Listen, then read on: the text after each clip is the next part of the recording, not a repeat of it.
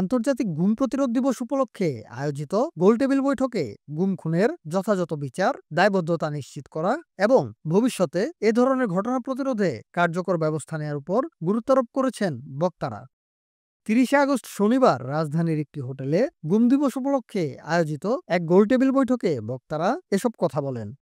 জবাবদিহিতার পথে গুমের শিকারদের জন্য আন্তর্জাতিক দিবসের স্মরণে শিরোনামে গোলটেবিল বৈঠকটি যৌথভাবে আয়োজন করে গুমের ঘটনা বিষয়ক অনুসন্ধান কমিশন এবং জাতিসংঘ মানবাধিকার হাই কমিশনারের কার্যালয়।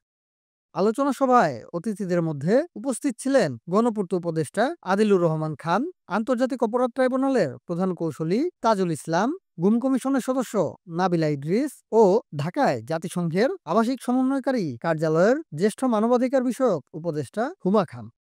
অনুষ্ঠানে উপদেষ্টা আদিলুর রহমান বলেন, বাংলাদেশের মানুষ অন্যায়ের বিরুদ্ধে লড়াই সংগ্রাম করেছে, কিন্তু এইবারের 15.5 বছরের লড়াইটা ছিল অনেক দীর্ঘ এবং অনেক ভয়াবহ।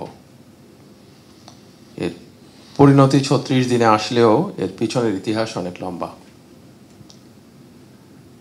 হাজার হাজার মানুষের রক্ত এবং তাদের নির্যাতনের ইতিহাসের উপরে দাঁড়িয়ে আছে আজকের বাংলাদেশ।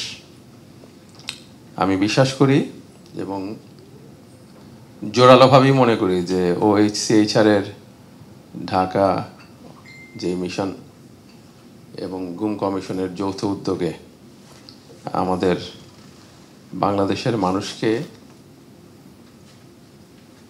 যারা নির্যাতিত হয়েছিলেন, গুমের শিকার হয়েছিলেন এবং অনেকেই বিচার বহির্ভূত হত্যাকাণ্ডের শিকার হয়েছিলেন, তাদের বিচার প্রাপ্তির ক্ষেত্রে একটা পথ দেখিয়ে দিয়ে যাবেন।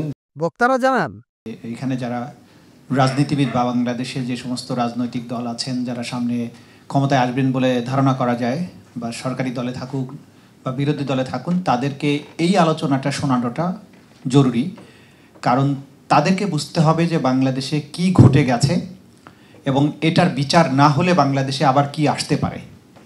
সবার মতো আমরাও চাইবো যে ভবিষ্যতে যেন এই গুমের কোনো সংস্কৃতি দেশে না থাকে এবং এটা দৃষ্টান্তমূলক শাস্তির ব্যবস্থা নিশ্চিত যাতে করা হয় এবং কোনো সরকার এসেই যেন সেই বিচার প্রক্রিয়াকে বাধাগ্রস্ত করতে না পারে, সেই ধরনের একটি ব্যবস্থা যেন দেশে হয়।